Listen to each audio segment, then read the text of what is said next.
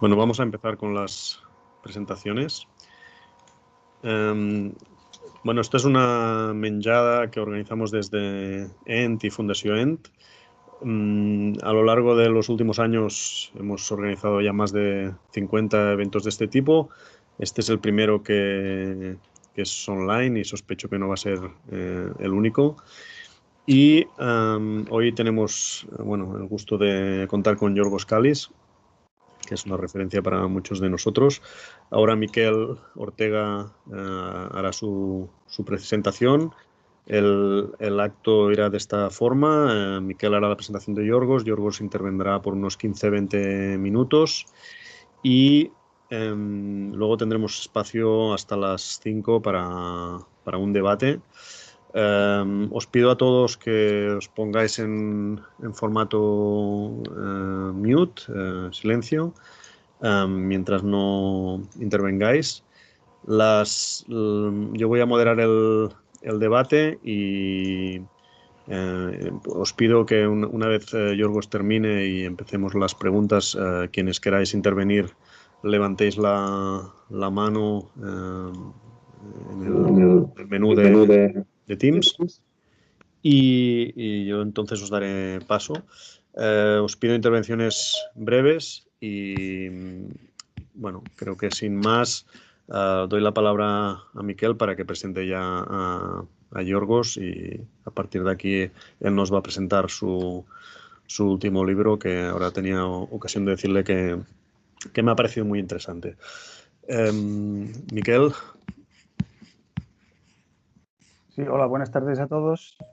Muy brevemente, simplemente para aquellos que no conozcáis a Giorgos, deciros que Giorgos Kallis es un economista ecológico que trabaja desde la perspectiva de la ecología política desde hace ya muchos años, centrado en temas de justicia ambiental, pero también y sobre todo en el ámbito del decrecimiento, y hoy nos va a explicar pues, el último libro que ha publicado. Es doctorado en Política Ambiental y Planificación por la Universidad del Egeo, tiene un máster en Economía por la Universidad Pompeu Fabra, un máster en Ingeniería Ambiental por Imperial College y también es licenciado en Química.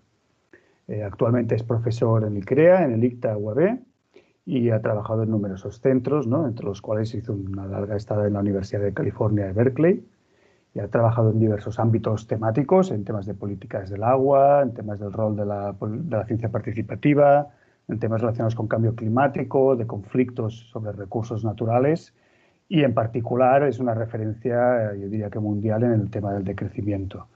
Y aquí lo enfoca desde varios puntos de vista, como ya podremos ver hoy mismo, como es el tema del análisis institucional, desde la perspectiva de economía ecológica, desde el análisis histórico, y un poco, aunque luego nos puedan explicar mucho más detalle, básicamente con la idea de por qué el decrecimiento ha llegado a convertirse en un paradigma como es la situación actual, hegemónico, cuáles son sus límites y cuáles son las alternativas. Así que creo que tenemos hoy un invitado súper interesante que nos podrá explicar su última obra y luego, como Ignacio os ha comentado, pues podemos abrir el turno de debate. Así que sin más, Giorgos, adelante. Muchísimas gracias en nombre de todos los DENT por estar. La verdad es que estamos muy contentos de poder compartir un rato contigo. Lástima que no sea presencial, pero en otra ocasión ya tendremos. Así que, Giorgos, todo tuyo. Gracias, Miquel y Ignasi. Estoy muy contento también de estar aquí con vosotros. El Teams hace juegos y no sé qué veo. Ahora no veo a nadie, veo solo unos nombres. ¿Me escuchan, no? ¿Sí? Sí, perfecto, Sí, perfecto. porque no veo a nadie y no veo reacción ahora. Sí, es la primera presentación del libro en castellano y creo que es interesante. No se ha traducido todavía, pero estoy seguro que se va a traducir pronto, el próximo año quizás. Quiero dar un poco el contexto de este libro y de dónde viene, y después decir cuáles son las ideas claves. Después podemos discutir un poco más amplio sobre el decrecimiento y sobre el libro si quieren. Decir que este libro es fruto de trabajo de muchos años, aunque el libro mismo se consiguió y se escribió en los últimos 2 años, pero es una colaboración larga que tenemos con Federico de María y Giacomo D'Arlisa desde 2008 por lo menos, que yo llegué en Barcelona, y que la idea del decrecimiento era un poco incipiente a esta época. Tenía aquí una salsa de decrecimiento en Barcelona de activistas, que era la primera vez que yo escuché sobre el decrecimiento. En 2008 pasó la primera conferencia de decrecimiento en inglés, organizada por franceses, que eran los que utilizaban el término más, pero que era un momento clave en la comunidad académica donde se abrió el debate, que era un debate mayoritariamente en francés hasta época, que en 2008 con la primera conferencia en París, organizada de François Schneider, que después vino en Barcelona, abrió el debate y empezó la comunidad de que yo soy parte académica de economía ecológica a discutir en serio el tema del decrecimiento. 2010 tenemos la segunda conferencia internacional que la organizamos aquí en Barcelona y allí nos ponemos como equipo, amigos, amigas y equipo de investigadores, que empezamos el grupo Research the Growth, que lleva ya 10 años desde la organización de esta conferencia. Y empezamos allí a debatir el decrecimiento y creo empujarlo en direcciones interesantes, porque hasta esta época, por lo menos en la literatura de inglés, el tema del decrecimiento era solo una crítica a la idea del crecimiento en los términos que sí que hay límites al crecimiento y que sí el crecimiento sí, así se va a colapsar. Pero creo que nosotros, gracias también a la literatura francesa, gracias al activismo catalán y español que ponía estos debates en una manera más práctica y creo que más politizada, nosotros aquí de Barcelona, escribiendo en inglés, hemos dado una nueva dirección y creo que hemos, vale, no es bueno hablar tan bueno para ti mismo, ¿no? Pero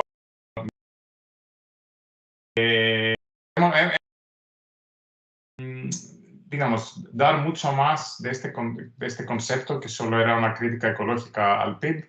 Hemos dado una dimensión política, hemos dado una dimensión cultural, hemos dado una dimensión antropológica y hemos dado también una dimensión de activismo.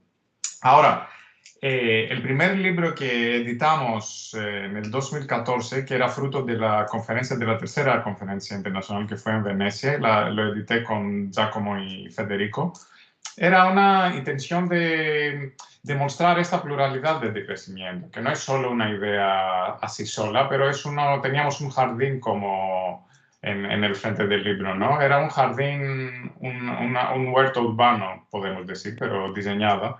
¿Por qué? ¿Qué queríamos decir? Queríamos decir primero que el decrecimiento es una idea donde lo común de un huerto urbano es una idea clave, pero también que es un jardín de ideas que se interrelacionan. Entonces el primer libro tenía casi como 55 palabras claves que solo en su interacción puedes entender qué es el decrecimiento, ¿no? Entonces no es solo una palabra el decrecimiento y quiere decir que somos contra del crecimiento, pero es una articulación de ideas, de convivialidad, de lo común, de la entropía, de la economía ecológica, que juntas crean un mundo de pensamiento y un vocabulario, y así llamamos el libro, un vocabulario de pensar. Ahora, desde esta época hasta ahora, que han pasado 6 años, teníamos siempre la idea con Giacomo y Federico que necesitamos escribir también algo más corto, ¿no? Porque este era un gran libro de 50 capítulos, interesante, pero no es algo que lees antes de dormir por la cama, ¿no? O por el fin de semana, ¿no? Es algo de estudiar, de poner tiempo.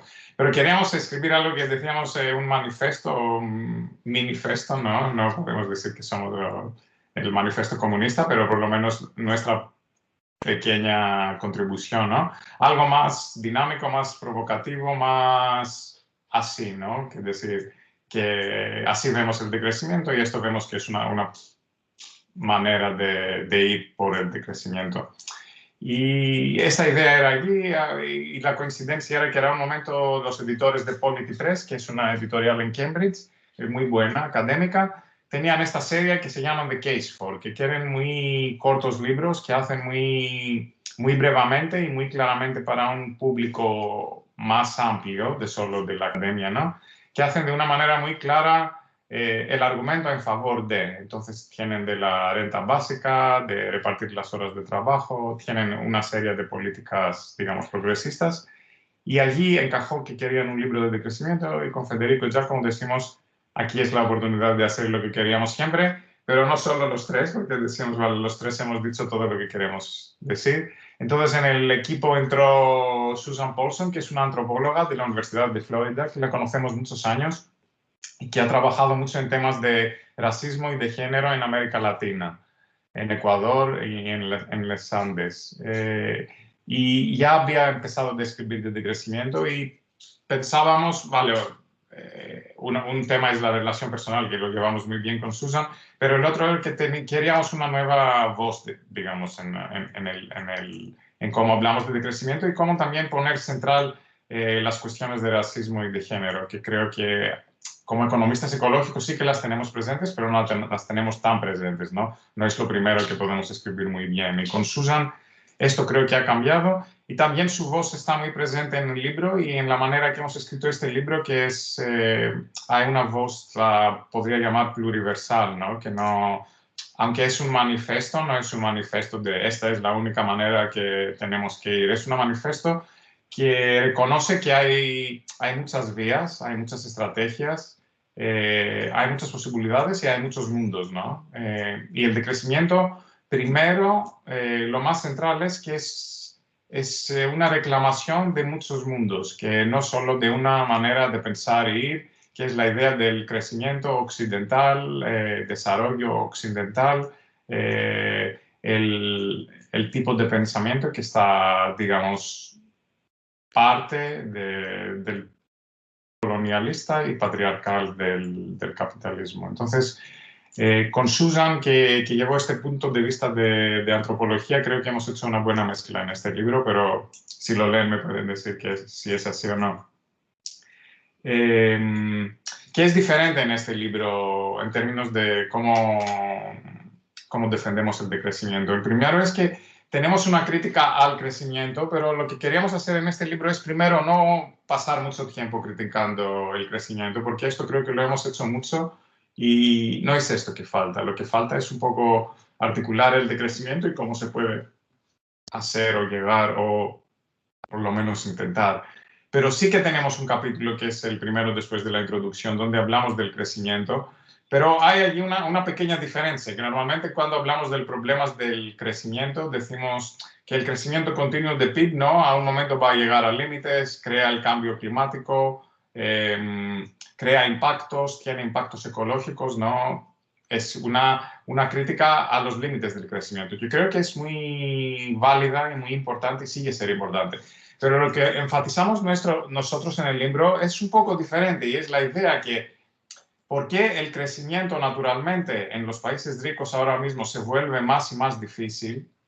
Para mantenerlo, porque es clave para el capitalismo y para el sistema actual tener crecimiento, para mantenerlo se sacrificamos más y más cosas. Sacrificamos no solo ambientes, que digamos, empezamos de minerías en Europa, que no tenía hasta ahora, ¿no? Minerías en lugares que no tenía. Ataques a los derechos laborales, ataques a la legislación ambiental, todo para hacer posible extraer un poco más de crecimiento que se viene más y más difícil de tener. Entonces, hablamos allí más de los sacrificios, por esto llamamos este capítulo los sacrificios del crecimiento, ¿no? Y hacemos una metáfora allí que decimos sí, el crecimiento es ahora el dios del sistema actual, y de una manera es el dios del sistema actual, porque es la ideología que le da un poco de coherencia al sistema, pero también es una ideología que decimos que es loca como es, perdona a los que son religiosos, no quiero decir que es loco tener una moralidad y tener un sistema de moralidad, lo bueno de religiones, pero lo que es loco es que algunas veces puedes creer en historias que no son reales, ¿no? Y en el libro tenemos el ejemplo de los griegos antiguos, que eran muy inteligentes, pero creían unas historias claramente que eran locas, ¿no? Que tenían 12 dioses arriba de una montaña y bajaban para tener sexo como con vacas, ¿no? Todas estas mitologías que son muy buenas si eres niño, pero no es serio si tu sociedad y las guerras y todo se basan en estas historias, ¿no? Y decimos que ahora, un poco en paralelo y un poco bromeando claramente, esta idea del crecimiento que geométrico, ¿no? Que es 3% al año, es un crecimiento que el PIB al final de este siglo, el PIB global va a ser 10 veces más grande, esto es que esperamos, ¿no? Decimos que esto es un mito, es una ideología, es una locura, y a esta locura, que es casi religiosa en nuestra época, se ha vuelto, se sacrifica más y más. Entonces este es el argumento central que tenemos contra el crecimiento, que creo es un poco diferente. Después el resto del libro intenta articular la idea de decrecimiento y cómo llevamos allí. Y queremos hacer allí, creo que lo que hacemos que es interesante es que siempre hablamos de muchas estrategias. Decimos, mira, necesita protestas, necesita movimiento social, necesita reformas políticas y necesita también cambios al día, ¿no? Como vivimos y cómo nos colaboramos en común, ¿no? Entonces, tenemos estas tres esferas, digamos. Y esto es claro que necesitas cambios en las tres, pero decirlo y dejarlo allí nos parece un poco limitado. Entonces, lo que intentamos hacer en el libro es pensar cómo se pueden articular estas tres esferas. Entonces, llevando ahí una teoría política que viene de Antonio Gramsci, hablamos de las maneras que, cambiando cambiamos nosotros mismos y participando en proyectos del día al día, a nuestro local, proyectos comunales, y cambiando los sentidos comunes de nosotros y de la gente con la que colaboramos, creamos la cultura poco a poco de algo diferente, de crecimiento, de algo alternativo al crecimiento y al desarrollo único y el pensamiento único. Entonces creamos el pensamiento. Claro, si lo dejamos allí, solo cambiamos nosotros y solo, no sé, compramos de la cooperativa y pasamos horas en las asambleas y todo esto, no pasa mucho, ¿no? Que esto necesita articular en algo más grande. Y allí viene donde articular esto en un proyecto político y la importancia de los movimientos sociales y de las protestas y de los conflictos para esta articulación es clave. Es clave porque decimos después que esta articulación política, que se manifiesta después en concretas políticas públicas del Estado para cambiar las cosas y para abrir espacios para economías alternativas para los comunes, es ¿cómo decirlo? Una amplificación, una relación positiva, ¿no? Que crea después más espacio para gente vivir como queremos vivir nosotros, vivir diferente, y que esto al final hace sentido, ¿no? Que hace sentido ahora mismo en Barcelona, que hay muchas vías de bicicletas y puedes ir a tu trabajo con bicicleta. Y esto no quiere decir que, y en el libro tenemos una bicicleta con un padre y un niño, si han visto, ¿no? Que esta imagen, digamos, 10 años antes sería un poco raro, ¿no? Porque el padre lleva al niño y no la madre, y por qué lo lleva en la bicicleta, ¿no? Pero esto ahora no eres ni ecologista fanático, vale, para algunos quizás lo eres, ¿no? Pero para la mayoría de la gente aquí en Barcelona es algo que se ve, ¿no? Y es normal y es sentido común. Pero esto han necesitado políticas que lo han hecho posible, ¿no? Entonces esta es la articulación que vemos con la articulación que tiene un botón de crecimiento.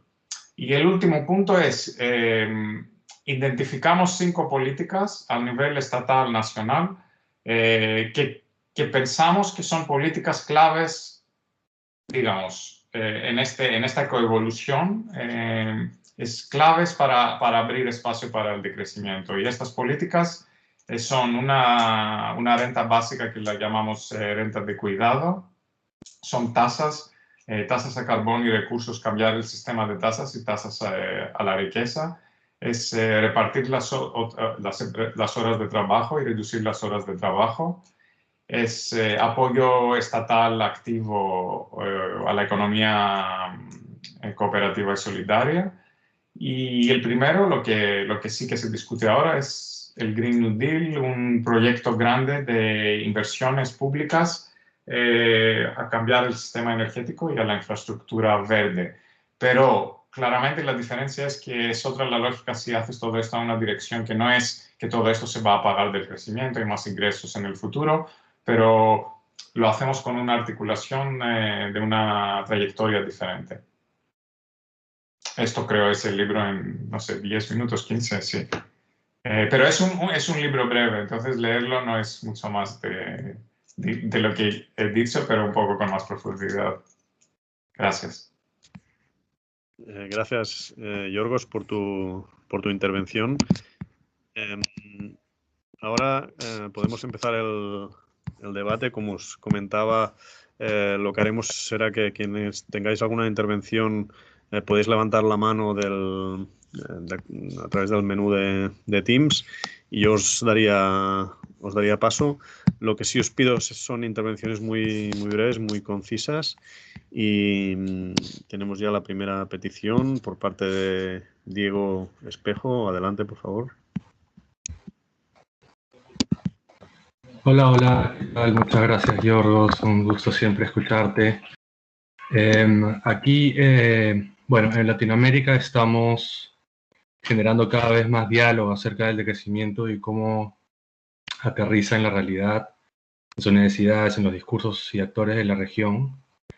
Pero cada vez se hace más evidente esta desconexión con los objetivos que normalmente se proponen desde el movimiento en Europa con los otros objetivos que podrían plantearse para América del Sur. Entonces, no me estoy refiriendo a la revitalización del buen vivir o los paradigmas de desarrollo tradicionales.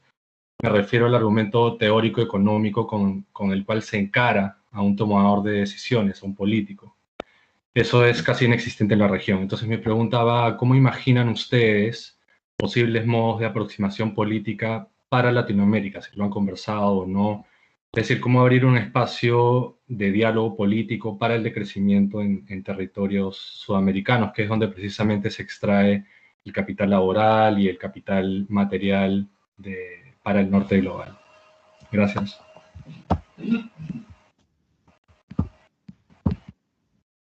Yorgos.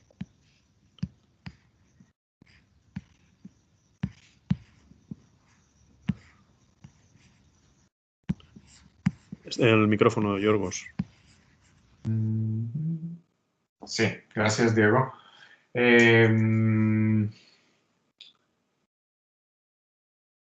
Es verdad que, sabes, cada uno puede entender y pensar de su contexto. Entonces, el contexto de que nosotros escribimos es muy europeo, ¿no? Es muy de España y muy de Unión Europea. Y creo que esto puede ser un problema si no lo aceptas, ¿no? Y dices, no, lo que yo digo está aplicable a todo el mundo como tal. Nosotros estamos muy claros en el libro que si no esto está escrito en nuestro contexto, que es España y Estados Unidos, de Susan, y lo que queremos, no queremos decir que estas políticas, por ejemplo, no están aplicables a otros lugares, ¿no? Pero lo que queremos decir es que este sistema y esta ideología se tienen que empezar cambiando, donde se ha empezado el problema también, donde se ha empezado la ideología del crecimiento y donde se ha empezado también el proyecto colonialista, ¿no? Que es Europa. Entonces decimos que se tiene que empezar aquí y nosotros nos ponemos en esto. Ahora, claro que es muy relevante, yo creo, también en América Latina. Conozco poco de América Latina, entonces no puedo decir qué es el contexto. Entonces lo podría discutir contigo y escuchar de ti qué crees que son las diferencias de lo que nosotros articulamos en este libro, lo que nos has escuchado generalmente articular y con lo que ves relevante para América Latina. Pero, por ejemplo, la manera y las políticas que habla alguien como Alberto Acosta en Ecuador son muy próximas a la manera que nosotros hablamos de decrecimiento y no es una casualidad que tenemos mucha colaboración con Alberto, ¿no? O Arturo Escobar, que ha escrito mucho para los derechos de los pueblos afrocolombianos y sus distintos proyectos de economía y de territorialidad. También es alguien que, digamos, es en la familia amplia del decrecimiento. Entonces, yo iría por allí. Ahora, decir qué tipo de políticas podemos intervenir en la América Latina no lo puedo decir porque no conozco el contexto yo. Entonces, escucharía más de ti qué crees que son los obstáculos para traducir lo que hablamos nosotros al contexto de América Latina. Si quieres añadir, Diego, alguna cosa, y si no, le pasaré la palabra a Miquel Ortega. Sí, gracias.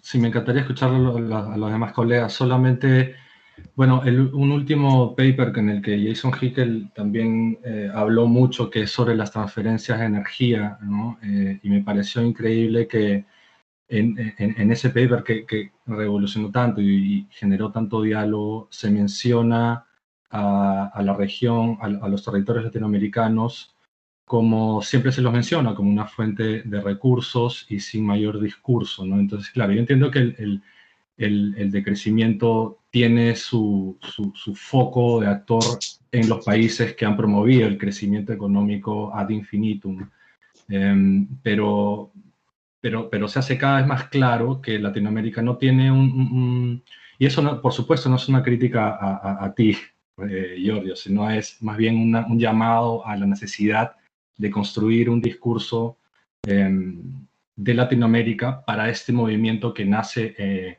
Y es interesante ver cómo India ha ido construyendo su propio discurso acerca del decrecimiento también, ¿no?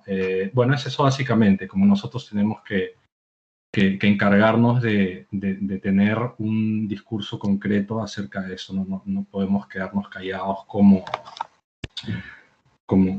fuente de recursos, ¿no? Y tenemos que cambiar esa etiqueta. Eso. Gracias. Miquel. Sí, muy breve, Yorgos. Es más a ver si nos puedes hacer un poco de reflexión partiendo de lo siguiente. O sea, hay algunos elementos que se han ido desarrollando en el discurso de crecimiento, que están presentes desde el principio, que se están utilizando también desde la extrema derecha en Europa, ¿no? Elementos como, por ejemplo, la proximidad, ¿no? La cercanía, las críticas a las estructuras políticas actuales, elementos como el tema incluso de los límites salariales. Incluso he oído algunas críticas de partidos de Francia, de Europa del Este, de extrema derecha, incluso aquí tenemos en Vox. Entonces, claramente la propuesta de crecimiento y esa multitud de conceptos que lo engloban nace de la crítica al crecimiento, o digamos tú los agrupas bajo esta crítica de este falso mito. Pero ¿por qué hay muchos elementos? ¿Por qué crees que hay muchos elementos que ahora este populismo de derecha, si quieres llamarlo así, también lo está utilizando, ¿no? Y cómo podemos, de alguna manera, decir, bueno, ¿qué es este uso de estos conceptos, ¿no? Un poco si puedes reflexionar un poco sobre son dos procesos que casi han ido en paralelo, ¿no? Y esto es lo que a mí me ha llamado la atención, ¿no? En los últimos 10 años el discurso del decrecimiento y veniendo de otros orígenes y de otras fuentes el discurso de populista de derechas en Europa en paralelo con algunos elementos cruzados, aunque obviamente es totalmente diferente. Me gustaría saber si puedes reflexionar un poco al respecto. Sí, el discurso de extrema derecha, primero claramente no es contra el crecimiento, es súper crecentista, empezando de Trump, que es, digamos, el arquetipo y el referente de este movimiento, ¿no? Entonces, entonces hay una contradicción, digamos, entre el discurso ultraderecha. Entonces, el arquetipo es crecimiento sin pedir perdón, ¿no? Es como... Y es también un poco cultural, nos vamos a utilizar carbón, aunque sea también más caro de los renovables ahora mismo, porque a nosotros nos gusta el carbón porque somos hombres, ¿no? Entonces el simbolismo sigue ser muy crecentista y creo que es el extremo, como es extrema derecha, es el extremo de la locura del crecimiento, sabe que ha llegado a su límite y no se puede seguir y se vuelve casi a una grotesca reacción. Esto es el primero. Entonces, no podemos decir que el discurso dominante o lo que lleva de la extrema derecha prevalente es el decrecimiento. También lo podemos ver en la reacción en la epidemia ahora mismo, ¿no? Porque la reacción de la extrema derecha, no tanto en Europa, pero también un poco, ¿no? Más que todos los otros partidos políticos, pero más en Estados Unidos, que era muy claro, era la reacción: no me vas a poner límite, yo me voy a hacer lo que me da la gana y no vas a cerrar la economía para la salud de los débiles, ¿no? Este discurso es un discurso digamos, no es crecimiento progresista, es un crecimiento barbárico del siglo XIX, ¿no? Que es crecimiento para los que los pueden y los otros se van a morir, ¿no? Entonces, este es el primer punto. El segundo punto es que sí, que hay dentro de un fascismo que es más de suficiencia, de autoctonía, de basarte en tus propios poderes, de ser frugal y fuerte, ¿no? Digamos una ideología espartana, ¿no? Porque los espartos de Grecia eran así, eran fascistas de su época, pero eran también muy frugales, no hacían fiestas, no gastaban nada, eran solo entrenando todo el día para matar a otros. Entonces sí que hay también esta parte de la ideología masculina fascista que es fuerte. Santiago Gorostiza creo que ha hecho un interesante pequeño capítulo en un libro que se llama La economía política del decrecimiento, que habla un poco de las ideas de suficiencia, de franquismo y un poco los paralelos con unos argumentos de crecimiento. También en Francia ha tenido un poco de discurso así, ¿no? De límites, de suficiencia local, pero con una lógica de cerrar, ¿no? Cerrar a los inmigrantes, cerrar a los extranjeros, volver a unos valores supuestos de era medieval, que eran más verdaderos, ¿no? Y no eran degenerados como ahora. Entonces hay este argumento. ¿Qué puedo decir? Yo lo puedo decir que también Hitler se llamaba socialista, ¿no? Entonces no creo que vamos a dejar el socialismo porque Hitler también encontró a alguien en el socialismo y Mussolini era el primero que ha dado una renta básica y lo tenía en su programa. Claro que hay estas mezclas. Yo no creo que nos da miedo la mezcla como tal, pero es en el detalle la diferencia. Entonces cuando hablamos de decrecimiento, los detalles que sí que hablamos de suficiencia o de economías locales, pero hablamos de economías locales abiertas. Si hablamos de población e inmigración, y yo estoy todo el tiempo, tengo gente que me atacan en el Twitter o en cualquier lugar por el tema de población, ¿no? Una distinción muy clave de alguien que viene, digamos, de otra manera de ver la cosa es el tema de población, que te van a decir el decrecimiento necesita que paras la inmigración, paras la población. Nosotros hemos desarrollado un argumento sobre el decrecimiento que no es contra la inmigración y claro, no ve el tema de población como el problema de los pobres que tienen muchos niños, ¿no? Entonces, allí es en el detalle la diferencia. Gracias. Federico Camargo.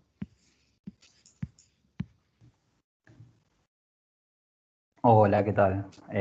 Giorgio, muy buena, gracias por este espacio. El decrecimiento es un espacio nuevo, dentro de todo en la sociedad en general, más allá que haya algunos escritos ya tiene varios años, como el de Meados, como el límite de crecimiento, ¿no? Que es muy importante. Y hay un montón para conversar, como decía vos, el tema del decrecimiento, después la distinción entre el crecimiento material y el no material y un montón de cosas.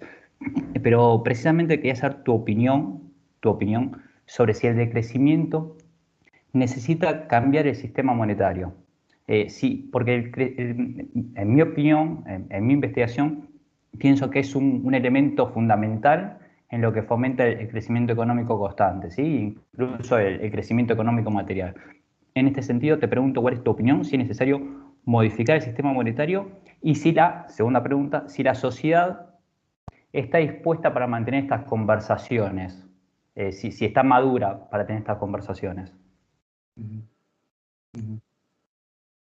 No, yo creo que es central, pero es un tema que es muy, muy complicado y siempre un poco nos quedamos fuera porque es tan complicado que no sabemos si vamos a decir algo que hace sentido o es una tontería, ¿no?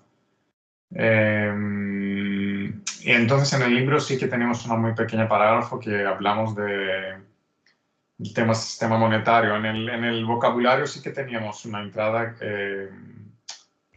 no, en mi último libro sí que tenía y hablaba sobre lo que se llama Modern Monetary Theory ahora en Estados Unidos y moneda pública, que lo llamaba la Mary Mellor, una ecofeminista economista ecológica de Inglaterra, que es la idea que el Estado trata el dinero como un bien común y lo reclama de los bancos, reclama la producción de nuevo dinero de los bancos y no se produce nuevo dinero de los bancos en la manera de préstamos, que es la manera central que ahora entra el dinero en la economía y después necesita el interés y todo esto crea una imperativa del crecimiento, ¿no? Pero la idea es que lo gasta directamente el gobierno a proyectos importantes, proyectos de transición energética, proyectos. Entonces, es un cambio del poder de cómo se entra el dinero en la economía, si se entra como gasto o si se entra como préstamo. Y segundo, ¿quién controla el dinero? ¿Lo controla los bancos privados en relación con la economía del mercado o lo controla el Estado en relación con prioridades políticas y sociales? Pero todavía allí sigue la discusión, entonces para mí no es muy claro allí el tema, porque muchos de ellos que hacen el argumento en favor de esos nuevos sistemas monetarios siguen haciendo el argumento un poco en términos del crecimiento, ¿no? Porque si el gobierno emite dinero y no tienes crecimiento y el gobierno ha producido más dinero de lo que se tiene que producir, tienes inflación, ¿no? Entonces, no es muy claro cómo se va a funcionar un sistema así en un contexto de decrecimiento, pero creo que es una discusión e investigación súper importante.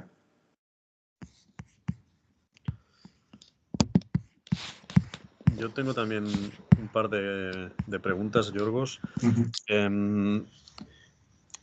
Cuando en tu exposición has dedicado un instante a enumerar algunas de las políticas que proponéis en el libro y cuando has mencionado la renta básica, la reforma fiscal ecológica, el Green New Deal, la reducción de horas de trabajo. Mi reflexión es, buena parte de estas, si no todas, de estas ideas vienen de otras corrientes, son incluso anteriores a la propia noción de decrecimiento. No es una crítica en sí, porque tú ya has reconocido, ¿no?, que al final esto bebe de muchas disciplinas y canaliza muchas visiones diferentes. Mi primera pregunta es, ¿hay alguna política nueva, genuinamente asociada al decrecimiento, que sea una aportación que no se haya hecho con anterioridad? Esto por un lado. Y por otro lado también, alrededor de la idea de Green New Deal, ¿no?, que has mencionado y que ahora está en pleno debate, ¿no?, a tenor también de las políticas de reconstrucción en Europa, etcétera, post-COVID. ¿Podrías desarrollar un poco más las diferencias que veis en vuestra propuesta en relación a la propuesta imperante, que ahora mismo es la que está lanzando la comisión, y si veis alguna posibilidad de encaje o ya llegamos tarde para esto, ¿no? Gracias. Sí, en el tema de políticas lo decimos en el libro, que también estas políticas no son nuevas, pero decimos que esto lo vemos como un avantaje, no como un desavantaje, porque claro que si algo se discute y hay fuerzas políticas que lo empujan, tiene también una dinámica importante. Sería, creo, más utópico si nosotros veníamos con nuestras 5 políticas que nadie ha escuchado antes y decíamos, así vamos, ¿no? Porque ya es difícil como es el decrecimiento, imagínate si esto pasaba. Entonces sí que es bueno que tenemos políticas otras, pero lo que tenemos que enfatizar es que es una lógica implementar estas políticas en una lógica de crecimiento y otra manera de empujarlas en una lógica de decrecimiento, ¿no? Entonces, de la renta básica hasta repartir las horas de trabajo, hasta cómo haces los cambios del sistema fiscal e impuestario, cambia mucho dependiendo en qué dirección quieres ir, ¿no? Propuestas propias del decrecimiento, es buena tu pregunta. No creo que hay una que es una propuesta que es claramente del movimiento del decrecimiento, que es, podemos decir que es suya, pero yo creo que algo que se ha generado ahora de debates entre decrecimiento y del movimiento feminista y que se está reflexionado en nuestro libro, es la idea de una renta de cuidados. Y esto parece mucho de la diferencia con una renta básica. Hay una diferencia importante que es la filosofía con la que aplicas la renta. Entonces decimos que esta renta no es una caridad, una ayuda que damos a la gente pobre, ni es un tema solo de distribución, pero es un tema de recompensar y evaluar y reconocer el trabajo básico que se hace en el hogar y en el que se depende de la economía. Entonces, la economía real, conocer la economía real de hogar y también dar la oportunidad a la gente que distribuyen más de su tiempo en esta economía de producción ya pagada. Y esto creo que viene también, el debate se generó entre gente del decrecimiento y del feminismo, y creo que ahí es una aportación que es bastante única en la vía que estamos pensando. Ahora con el Green New Deal, nosotros estamos más en la dirección, no sé si conocen este documento, pero es un documento que se llama Green New Deal for Europe, que es un documento que se produjo antes del Green Deal. Vamos a confundir con los deals, ¿no? Y no se ha hecho ningún deal, pero hay muchas ideas de deals. El Green Deal de la Comisión Europea, antes tenía el Green New Deal for Europe, que era un documento que empezó un grupo un poco que viene del partido de Varoufakis, del Partido Europeo, pero que es un poco independizado ahora, que se llama Progressive International, quizás lo han visto. Y era un equipo de autores de toda Europa que nos sentamos y propusimos un Green New Deal tipo que sea la propuesta de Estados Unidos, que es mucho más amplio de solo el medio ambiente, y también muy importante, con mucho cuidado, y esto era la aportación nuestra, de mucha gente de decrecimiento que participamos en este documento, de pensar las implicaciones de un Green New Deal europeo al resto del mundo y en las regiones de extracción. Entonces, con mucho pensamiento de cómo establecer procesos de justicia ambiental, de reclamaciones, de recompensaciones, de comités, de decidir qué extracciones son aceptables y qué no, y todo esto. Ahora, si hay espacio en esto a ponerlo a Green Deal europeo, creo que es un poco tarde por esto, porque ya está el Green Deal, pero de otra manera no es tarde, porque si tenemos el documento, está escrito, hay las propuestas, hay las ideas, y creo que el Green Deal se va a poner en práctica, va a tener financiaciones, va a tener discusiones, entonces tenemos una base de decir que no, nosotros estamos por esto, y es el Green New Deal for Europe. Gracias. ¿Hay alguna intervención más? Si no, yo tengo en la recámara más preguntas. Miquel, has levantado la mano. Sí, yo quería preguntarte si habéis hecho un poco de reflexión sobre el tema de los organismos internacionales, ¿no? Una parte de la estructura internacional que existe hoy en día justamente nace de la voluntad de mantener unos procesos de estabilidad y crecimiento, ¿no? Hace bastantes años.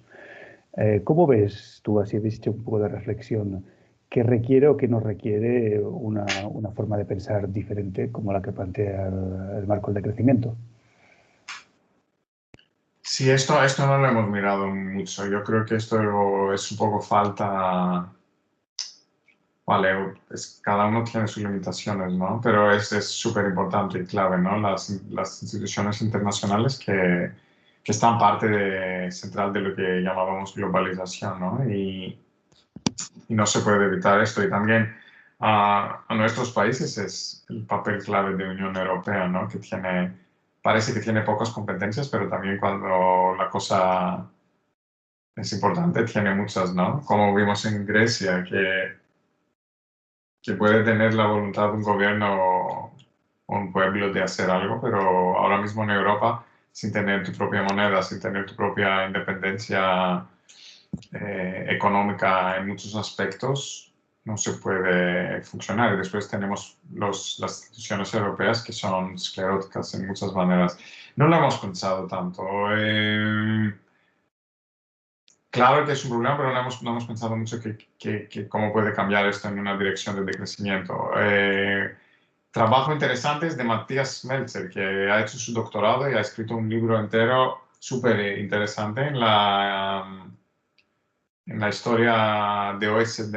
No estoy seguro cómo es en castellano, ¿no? Pero el OCDE, la organización, y cómo la idea el libro se llama La hegemonía del crecimiento, ¿no? Y es como la idea del crecimiento como el OCDE, cómo la articuló primero, cómo la difundió, cómo la promovió, y también cómo el OCDE era la primera plataforma donde el debate sobre límites del crecimiento empezó, pero cómo perdió este debate dentro del OCDE. Esto es interesante como un microestudio de una institución internacional y cómo funciona y cómo reproduce la ideología del crecimiento. Muchas gracias. Sergio Sastre. Hola, Yorgos. Hola. Mira, yo te quería preguntar así dos cosas muy breves. Una es si tienes una idea de cuál sería un contexto, por ejemplo, en Europa, un contexto territorial en el cual hacer un laboratorio de pruebas de decrecimiento tendría como un escenario ideal, ¿no? Porque a veces te planteas si podría ser, yo qué sé, pues desde Grecia, que son islas, o Canarias, o de repente un sitio con una densidad de población mucho mayor. Si crees que hay un sitio para hacer como un laboratorio de políticas decrecentistas, que bueno, es interesante también, porque muchas veces cuando expones esta crítica, ¿no? Y sobre todo ahora con el último capítulo de la saga de las mentalidades del crecimiento, de las cuestiones de la economía circular y el Green New Deal, que yo personalmente no lo veo nada esperanzador y lo veo bastante continuista. Bueno, si hay algún lugar o si hay algún contexto en el que tú creas que puede ser, que pueda tener una mayor predisposición para aplicar este tipo de políticas. Y por otro lado, si precisamente cuando se aplican estas políticas, claro, por la manera interrelacionada en que funciona pues, el planeta en general y la Unión Europea más en concreto, siempre me encuentro como con esta cuestión de que estas propuestas y estas políticas, cuando están rodeadas de políticas que son hegemónicas en el sentido contrario, se genera un efecto burbuja, que o bien lo hacen hundirse porque estás poniendo una pieza de un juego en un tablero de juego que es diferente, ¿no? Como si quieres jugar al ajedrez, pero en el tablero yo qué sé, de un juego de mesa. Y lo contrario, que es no caer en el paternalismo, ¿no? De esos pequeños laboratorios de ideas o de laboratorios de políticas que los mantienes prácticamente subvencionados para bueno, pues para demostrar que estás intentando hacer algo, ¿no? Y era un poco una reflexión también alrededor de esto, de cómo superar la interdependencia en la que vivimos en un planeta, y en concreto en España, y en concreto en la Unión Europea, hiperconectado a nivel económico.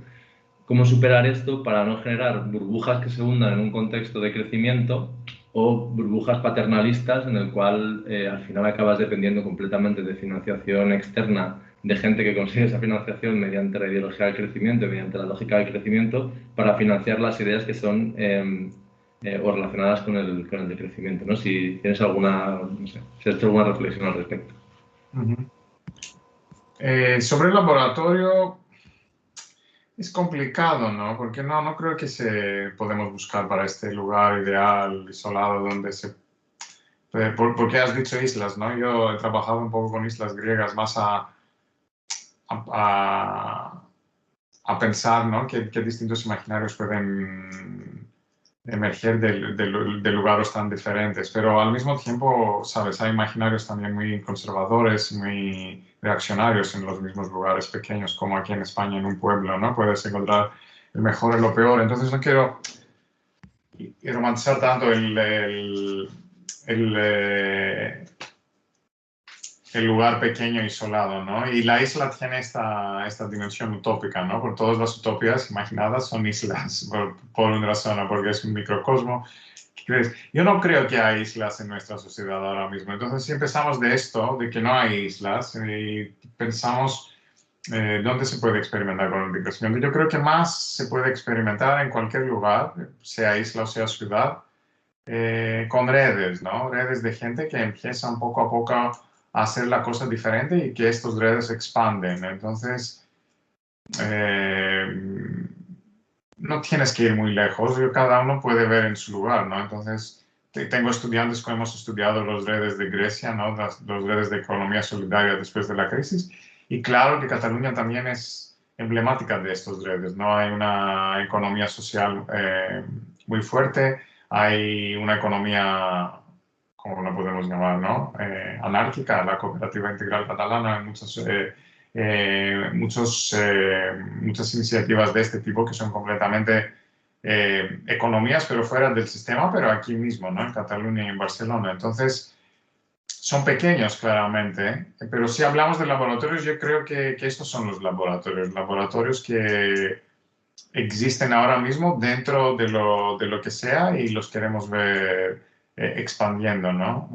Gibson Graham, que es un dúo feminista de autores de Australia y Estados Unidos, hablan de community economies, economías comunales, ¿no? Y dicen que hay muchas de estas economías en todo el mundo, pero no estamos acostumbrados a verlas porque estamos acostumbrados a ver solo el capitalismo, las compañías que producen para ganancias, todo esto, ¿no? Pero después hay muchas formas de producir, de consumir, de vivir, y yo creo que allí es donde, en lo existente tenemos que buscar el laboratorio, más que imaginar que vamos a ir a otro mundo y crear algo allí. Las otras cosas que dijiste, no, yo creo que son problemáticas que pones y que son muy buenas y estoy de acuerdo. Y claro, las políticas, esto es el problema, ¿no? Que si implementas, ahora es más o menos lo que dijiste, ¿no? Ahora, digamos, la renta básica, que en un mundo muy progresista es una idea de moda, pero también no se hace mucho con ella. Pero sí que hace que puedes tener una financiación para hacer un pequeño proyecto, a ver cómo va la renta básica, sabes, en un pueblo, han hecho en un pueblo en África, un pueblo en Finlandia para 2 años, pequeñas cosas así. Y digamos, esto sí no te lleva muy lejos y no te lleva nada en dirección del crecimiento. También podemos imaginar un escenario que un gobierno actual dice, vamos a introducir una renta básica, pero va a ser solo una renta básica que va a sustituir el sistema de desempleo y va a ser más o menos lo mismo dentro del sistema actual que está basado en crecimiento, una renta básica. Claro, es muy difícil decir cómo hacer el cambio. Por lo menos nosotros queremos articularlo, ¿no? Para imaginarlo y después ver cómo esto se lucha, pero lo que dices es muy correcto. Gracias, Yorgos. Yorgos, yo quiero hacerte una o dos preguntas más de cuestiones bastante diferentes. Por un lado, ya lo has dicho, ¿no? Que en el libro empezáis con la cuestión de cuestionar el paradigma del crecimiento, aún sin dedicarle mucho espacio. Y creo que es una de las cosas interesantes es romper este mantra, ¿no? Este mito que decías, ¿no? Y en este sentido una cuestión que te pediría que desarrollases un poco más, es que afirmáis, ¿no? Que ni el egoísmo ni la competitividad son instintos naturales, ¿no? Y como elementos como muy intrínsecos, ¿no? Que se asume que son muy intrínsecos y que justifican que el sistema funcione como funciona, ¿no? Uh-huh. Entonces te quería pedir si puedes desarrollar algo más esto. Y por otro lado, una política que me sorprendió no ver prácticamente reflejada en vuestro trabajo, o poco, es la de los sistemas de cap and trade, ¿no? yo creo que sobre el papel son sistemas que son compatibles con la idea de límites, ¿no? O son una forma de aplicar el sistema, la idea de límites. Pero claro, tenemos innumerables experiencias de poco exitosas de su aplicación y son sistemas realmente, instrumentos muy de mercado, ¿no? Que igual colisionan con la filosofía del decrecimiento. Pero me gustaría preguntarte pues, si ves algún rol para estos sistemas en vuestro imaginario de cómo llevar esto a la práctica. Sí, sobre el egoísmo, yo creo que, sabes, la biología y la evolución es un ámbito donde se toca mucha ideología. Entonces, cuando alguien quiere decir que el mundo está bien como está o que las cosas están como están, va a decir, están así porque son naturales y son naturales porque así somos como humanos, ¿no? Entonces hay mucha ideología allí que dice, mira, el capitalismo o los mercados así como funcionan es la manera natural de los humanos porque somos egoístas porque teníamos que sobrevivir en la jungla y, ¿sabes? El que no era egoísta no sobrevivía, entonces los que han sobrevivido tienen el gen egoísta. Hay todo esto, pero todo esto es una ideología, porque dependiendo de qué quieres demostrar, estamos todos, ¿no? Claro que estamos egoístas, yo no voy a decir que no soy egoísta o no tengo mis momentos egoísticos, pero también no lo somos, ¿no? Y somos muchas otras cosas. Somos altruistas, somos generosos, somos valientes, somos también, tenemos miedos, somos muchos. La naturaleza humana es súper rica, súper multidimensional. Y todas estas dimensiones tienen una función y un valor evolucionario, ¿no? Están allí por una razón, ¿no? Porque algún papel han tocado en la historia humana.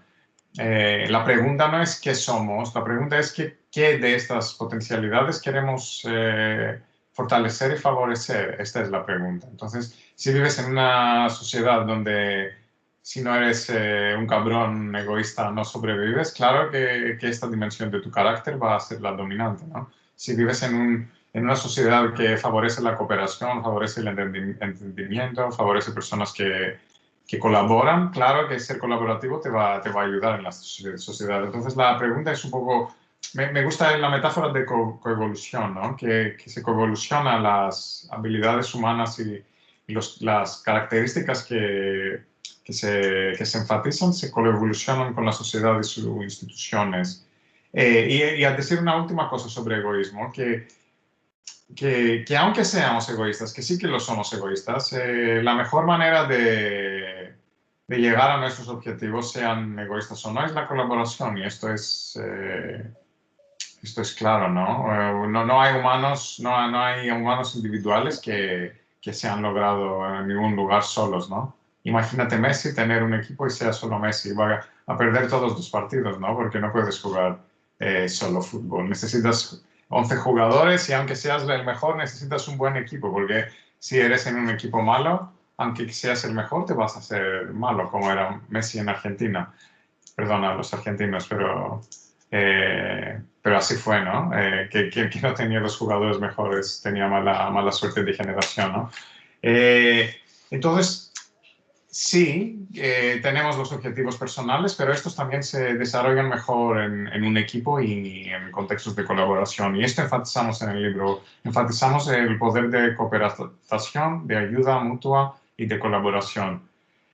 Cap and Trade, sí, estamos en favor de Cap, no, pero no de Trade, ¿no?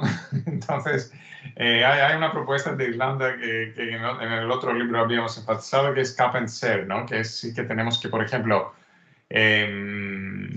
poner un límite a las emisiones de carbón, pero después no tenemos que hacer mercados para alocarlas, porque yo creo que esto al final se vuelve a una pura especulación y ganancia. Pero sí que hay otras instituciones donde podemos decir, mira, si esto es el cap que ponemos de emisiones, ¿cómo lo distribuimos y lo compartimos entre países? Esta es la manera que era la regulación de los años 80, ¿no? Pero después hemos tenido todo un balance de ideología de mercado que era, no, esto no funciona, no puede funcionar, tenemos que tener siempre mercados para alocar las limitaciones. Yo no creo que necesita mercados. Los mercados que se han institucionalizado no han funcionado. Entonces, digamos, de un punto de vista de decrecimiento, yo enfatizaba esto, Carpenter, poner límite y compartir. Gracias. Tenemos dos últimas intervenciones, si tienes 5 o 10 minutos aún, Yorgos, Sí. por parte de Juan José Arrué y luego Federico Camargo. Juan José, por favor. Hola, no sé si me escuchan. Sí. Hola, Yorgos. Bueno, muchas gracias por la presentación. Yo soy de Perú y bueno, paro estos últimos tiempos muy metido, digamos, en las discusiones, al menos localmente, y con algunos compañeros de otras partes de la región latinoamericana, discutiendo sobre asuntos de crecimiento. Pero yo vengo del campo, en específico, del campo del urbanismo, la planificación urbana, el diseño de ciudades. Para nosotros, un autor muy relevante hoy en día es, por ejemplo, David Harvey. Y él aborda, digamos, explica cómo las ciudades y en general el crecimiento urbano cumple un rol central en el desarrollo del capitalismo. En tanto, digamos, el plusvalor, el excedente del capital es pues destinado a este crecimiento de las ciudades a través pues del desarrollo del mercado inmobiliario, del desarrollo de los sistemas de transporte, los hábitos de consumo que hay en las ciudades, entre otras cosas, ¿no?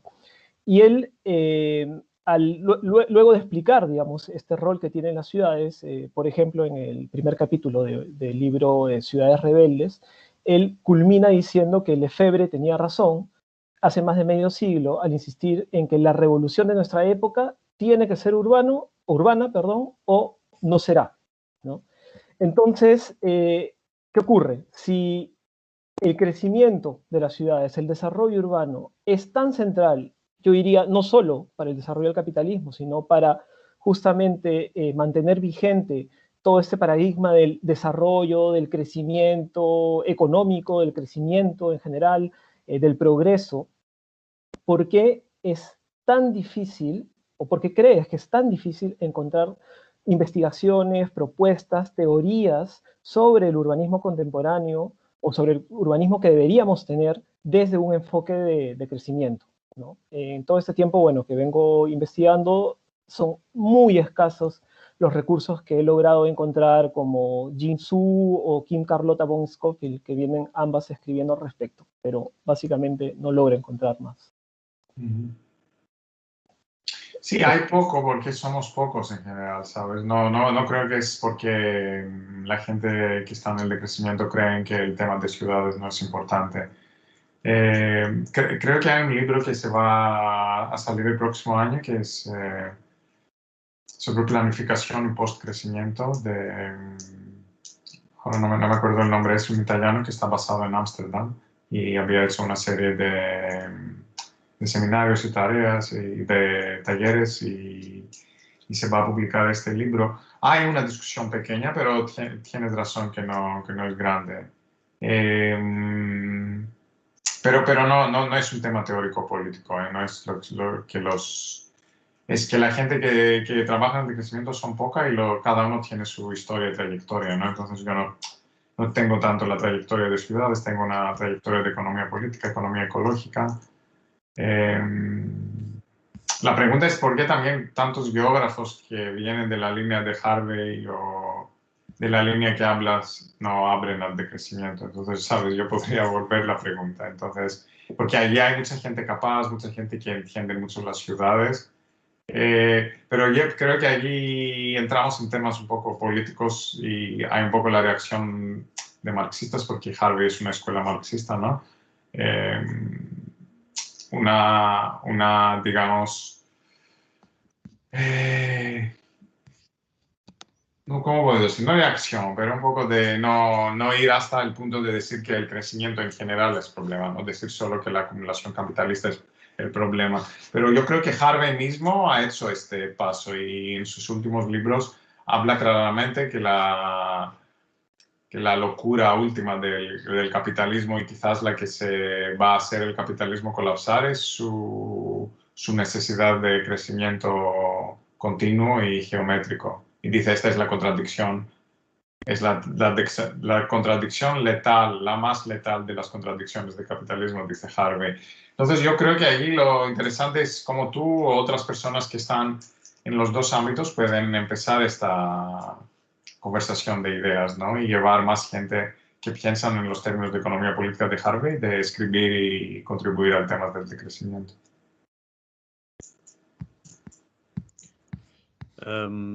Federico Camargo, habías levantado la mano, no sé si aún tienes interés en formular alguna intervención.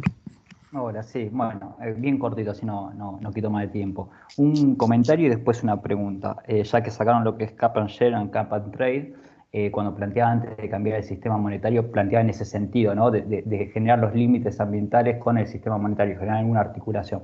Pero bueno, eso es el comentario. Y la pregunta, a tu opinión, Giorgio, ¿cuánto tiempo tenemos como para que haya cambios a nivel global antes de llegar hasta un punto sin retorno?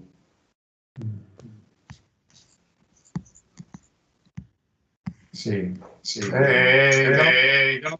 no creo que haya puntos sin retorno nunca, pero sí, claro, con el tema de cambio climático estamos en un lugar muy malo, ¿no? Y no podemos decir que hemos pasado un punto, pero casi seguro lo vamos a pasar. Si vemos las trayectorias que necesitan para quedar dentro de 2 grados de cambio climático, parecen muy difíciles, ¿no?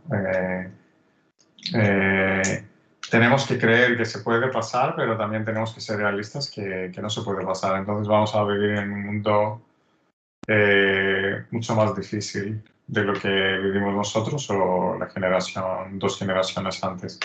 Pero si vas 3 generaciones antes, vivieron en un mundo fatal también, ¿no? Que tenían guerras guerras civiles y guerras segundas y holocaustos y cosas terribles. Entonces la humanidad es terrible en general, con unos pequeños intervalos que son un poco mejores y tuvimos la suerte de vivir pocos de nosotros en un par del mundo, ¿no? No todos. Yo creo que la cosa sigue, la lucha sigue y todo sigue, aunque el clima se va peor y peor. Hay un libro bueno, para mí me ayudó mucho un poco a pensar de esto. Se llama, no sé cómo se ha traducido en castellano, pero es de Kim Stanley Robinson. Se llama Nueva York 2000, ¿qué es? 140, algo así, ¿no? Es un año, es 100 años de ahora. 140, sí. 140, ¿no? Me gustó mucho este libro porque es Nueva York y se ha vuelto un poco como Venecia y tiene todo un parte de Nueva York se ha inundado y también hay, cada 20, 30 años tiene unas catástrofes súper grandes, ¿no? Porque viene agua y unos huracanes que destruyen todo, ¿no? Pero lo que me gustó en el libro es que, vale, es una situación de catástrofe, pero lo que transmite es que todavía siguen, ¿no? Todavía siguen las batallas políticas, las relaciones de poder, sigue la especulación, siguen los movimientos sociales, sigue el arte y las fiestas, ¿no? No es que ha acabado y todos estamos muertos como cucarachas, ¿no? Pero vale, esto también puedes decir que es optimista, ¿no? Porque si el cambio va a 4 o 5 grados, ni esto va a pasar. Pero por lo menos te pone una manera de pensar que no para la cosa un momento, ¿no? Perfecto. Pues creo que podemos cerrar. Yorgos, muchas gracias por haber participado en este debate. Ha sido súper interesante. Gracias a vosotros. Yo creo que definitivamente abrimos contigo una línea de debates online que vamos a seguir. El próximo programado es el 16 de diciembre con Ramón Plana, que es un biólogo especialista en gestión de residuos orgánicos y que va a hablar de nuevas tendencias en el tratamiento de la fracción orgánica de los residuos municipales. La sesión está programada en catalán, que creo que la haremos en catalán. En todo caso, ya digo, reiterar nuestro agradecimiento y, bueno, seguro estamos en contacto y ojalá sigamos encontrando vías para poder colaborar. Muchas gracias. Gracias. Pues aquí lo dejamos. Gracias a todos. Gracias, Yorgos.